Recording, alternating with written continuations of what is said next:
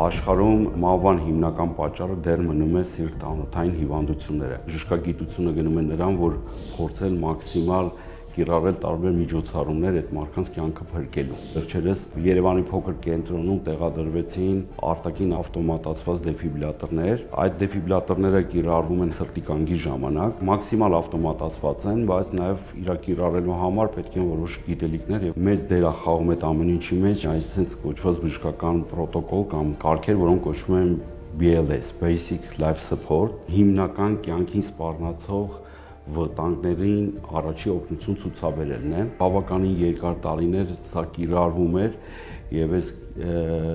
ԱՀԿ-ի վերջի տվյալներով առաջի օգնությունը ցուցաբերելիս տեղում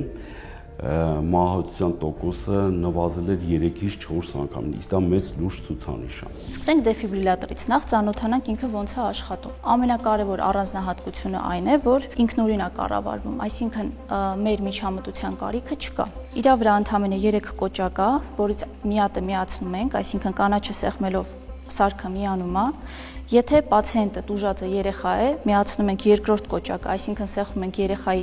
կոճակը, եւ երրորդը արդեն դեֆիբրիլյացիա իրականացնելու համար։ Ինչպես ճիշտ կիրառենք էլեկտրոդները։ Յուրաքանչյուրի վրա նշված է, թե էլեկտրոդները որտեղ պետք է փակցնել մեծահասակի դեպքում եւ երեխայի դեպքում։ Մեծահասակի դեպքում նկարած է մեծահասակ եւ ցույցատված էլեկտրոդը ուսի հատվածում, այսինքն առաջի էլեկտրոդը փակցվում է աջ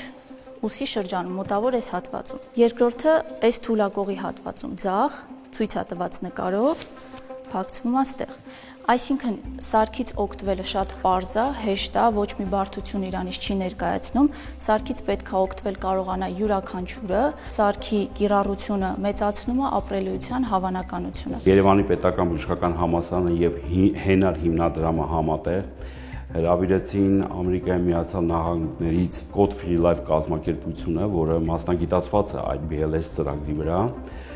Իրանք մեկ շաբաթվա ընթացքում պատրաստեցին 12 տրեներներ, ինստրուկտորներ Հայաստանում, որոնք ունեն միջազգային սերտիֆիկատ։ Եվ իրանք բավականին ակտիվ սկսել են այդ դասընթացները։ Շատ մեծ դերակատարում ունի Երևանի պետական բժշկական համալսարանը։ Ծրագիրը մտցրել է որպես կրթական բաղադրիչ եւ բավականին ակտիվ դասընթացներ անցկացնում եւ ապագայում բոլոր ուսանողները կտիրապետեն այդ BLS ծրագրին։ Կարան մասնակցեն արտաքին շահառուները։ Ուզում նշեմ, որ վերջերս 2 օր առաջ Երևանում գտնվող ճանաչված հյուրանոցներից մեկի անձնակազմը անցավ այդ դասընթացները։ Պարտադիր չի ունենալ բժշկական կրթություն, BLS ծրագիրը ընդհանրապես տևում է 6 ժամ բժիշկների համար եւ 4 ժամ ոչ բժշկական կրթություն ունեցող մարդկանց, կարան անցնեն բոլորը 18 տարեկանը լրացած մարդիկ, ինքը շատ